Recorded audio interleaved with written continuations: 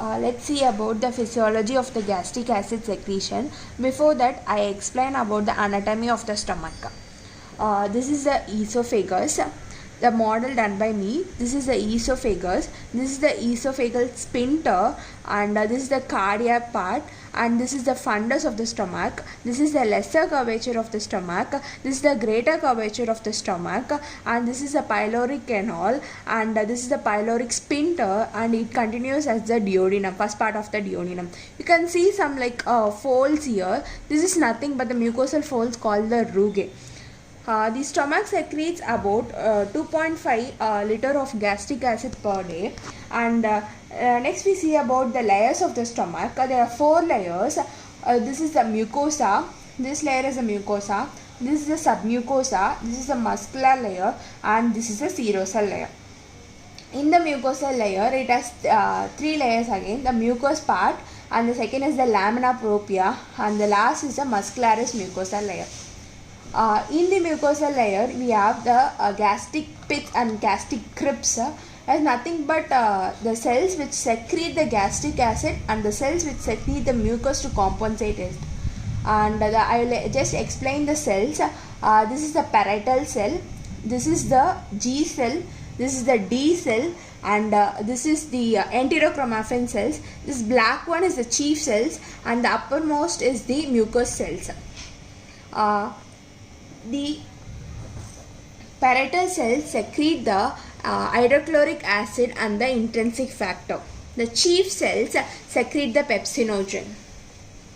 This is the chief cell which secrete the pepsinogen. The parietal cell which secrete the hydrochloric acid and the intrinsic factor.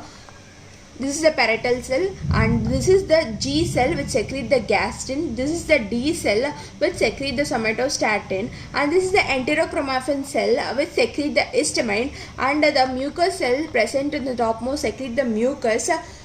And this is the submucosal layer which contain the blood vessel, the artery and the vein. And this is the muscular layer which has longitudinal muscle and the circular muscle, and this is the serosal layer. Next we move on to the pathophysiology of the gastric acid secretion. Let's see, this is the D cell, this is the G cell, this is the parietal cell, this is the parietal cell, and this is the enterochromaffin cell. Now let's see the pathophysiology. In the parietal cell, it has the proton pump here, and it secretes the H plus. In turn, it gets a potassium ion, and for chloride ion secretion, it gives back the potassium ion, and thereby it secretes the hydrochloric acid. How the parietal cell is stimulated? It is stimulated by the enterochromaffin cells. Enterochromaffin cells produce the histamine. The histamine goes and attached to the H2 receptor present on the parietal cell. In this way, the hydrochloric acid is produced. There are another 2 mechanisms by which HCl is produced. The next is the G cell, which produces gastrin, and the gastrin gets into the blood vessel, and the gastrin stimulates enterochromaffin cells and thereby causes the production of HCl. The other is the vagus nerve, which supply the stomach, produces acetylcholine, which stimulate the parietal cell and produces the hydrochloric acid.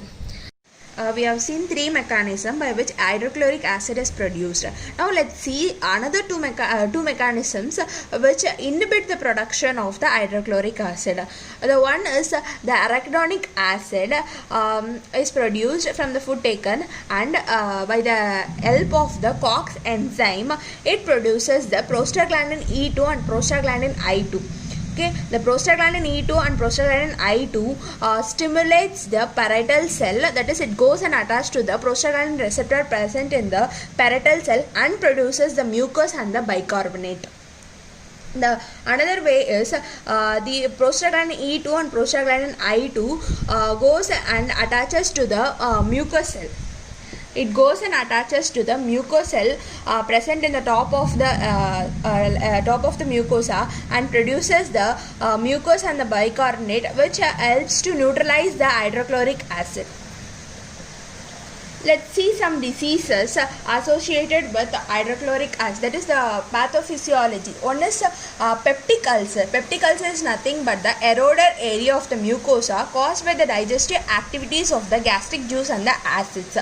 It may be perforated or bleed. It occurs also in the GIT. The pathophysiology is nothing but the infection caused by the H. pylori, that is the Helicobacter pylori, and the imbalance between the mucus damaging, that is the hydrochloric acid, and the pepsin, and the protective agents and the mucosal and the bicarbonate.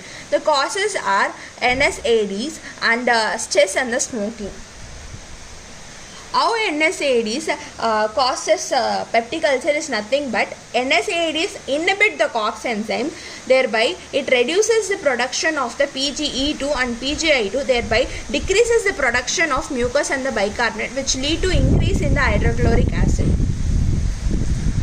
The second is the gastric acid reflux, nothing but the backflow of the stomach content upwards into the esophagus. It leads to pain, inflammation and the damage. Nothing but the gastric acid produced within the body of the stomach get refluxed into the esophagus due to some imbalances between the barrier mechanism, or if the esophageal sphincter is not good, or it like a weakness of the esophageal sphincter causes the backflow of the gastric acid into the esophagus.